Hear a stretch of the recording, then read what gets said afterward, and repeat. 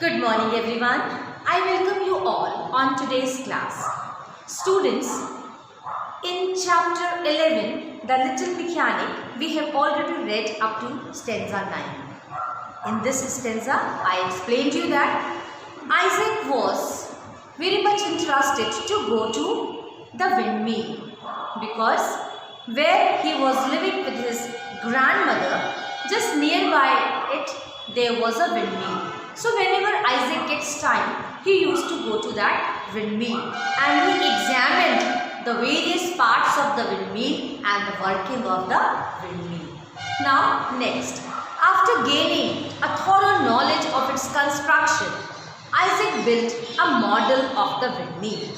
So after knowing each and everything about the windmill and the working of the windmill, he made his own windmill. It wasn't very large, yet every part of the mill and its machinery was complete. Its little sails were neatly made of linen and reeled round very swiftly.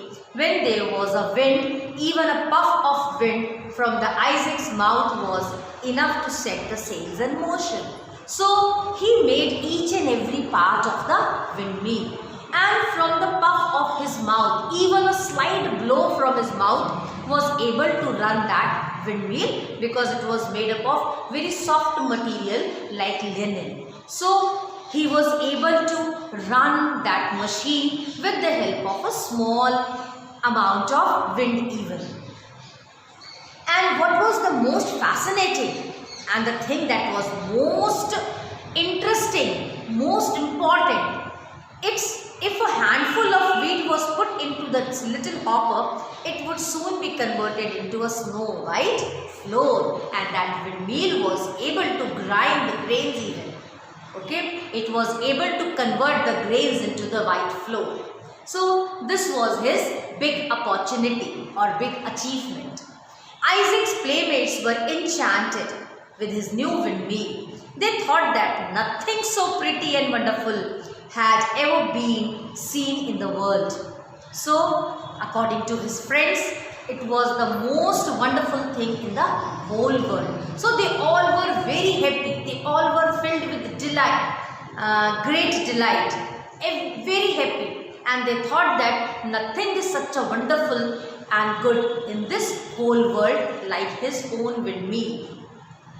As Isaac grew older, it was found that he had far more important matters in his mind than the manufacture of toys like a little windmill. All day long, if left to himself, he was either absorbed in thought or engaged in some book of mathematics or natural philosophy. Now, when he grew older, like when he became a man, then he found that, or he got an idea that except making these toys, his mind has so many thoughts, and that's why he is still able to do something good. And that's why whenever he gets time, he was totally engaged either with his mathematics books or philosophy, or along with his own inventions, his own toolbox, his own machineries.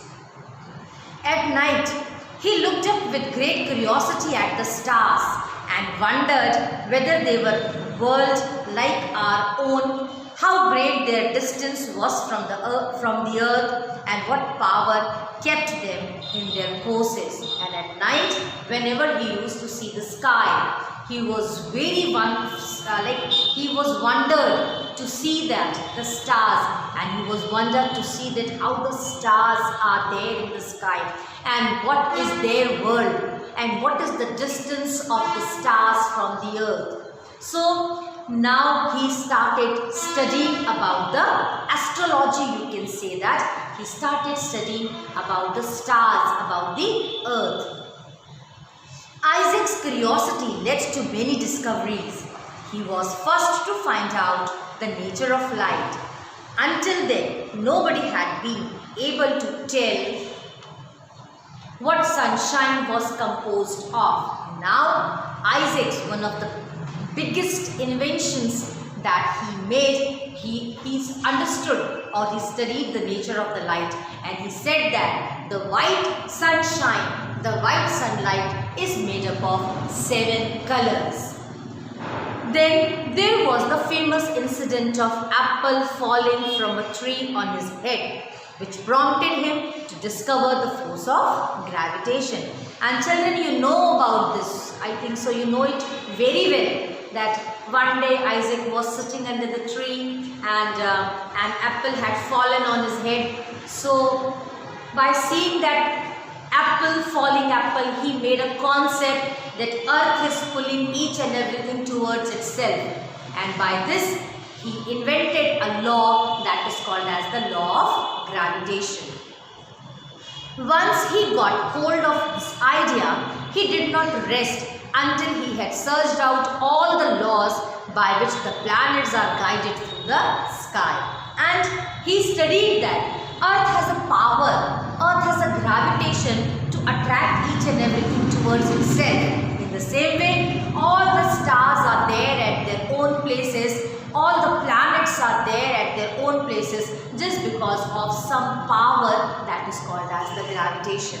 Maybe that is because of the sun, because of something else, but there is a power in each and every object. Because of that, they all are at their positions. This he did as thoroughly as if he had gone up among the stars and tracked them in their orbit.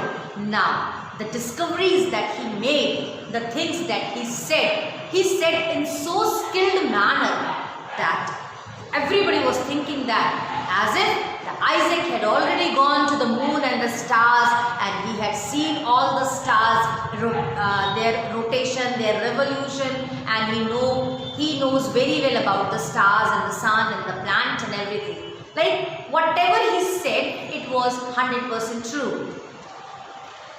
Isaac had discovered the mechanism of windmill. Like as a boy, he had discovered the mechanism of the windmill. As a man, he explained to his fellow human beings the complex mechanism of the universe.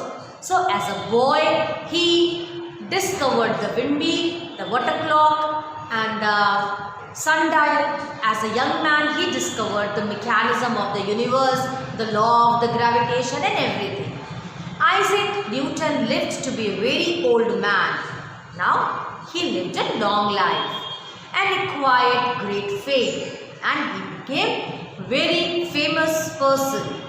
He was made a member of parliament and received the honor of knighthood. Now he was made the member of the parliament and received the honor of knighthood. Knighthood is an honor that was given in the England to the first people, to the great people, knighthood. But he cared little for these and felt no pride in vastness of his knowledge. And he was down to the earth, beta.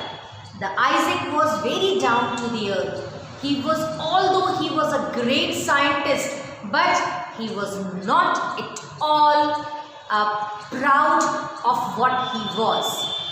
All that he had learnt only made him feel how little he knew in comparison to what remained to be known. And whatever he did, he was simply saying that still so many things are there in the world and I know only a bit of it. Now, according to the Isaac, I seem to myself like a child. He used to say that I am still a child. He would often say, playing on the seashore and picking up here and there a curious shells or a pretty pebbles. So he said that I am a child and I am playing on the seashore where I am picking the small pebbles, I am picking the small stones, while the boundless ocean of the truth lies undiscovered before me, and the whole ocean is undiscovered in front of me. So see children, what he said that? He said that whatever I am knowing, it is just a small piece of stone, and still the whole world is undiscovered, and they will come when we will be able to discover all these things. So this was all about the chapter. Isaac Newton. Okay, Sir Isaac Newton, he was a famous man. He discovered so many things, and because of him only we can see that physics is there, science is there. Okay, so this is all about the chapter class. Now in the next we will see the exercises. Thank you.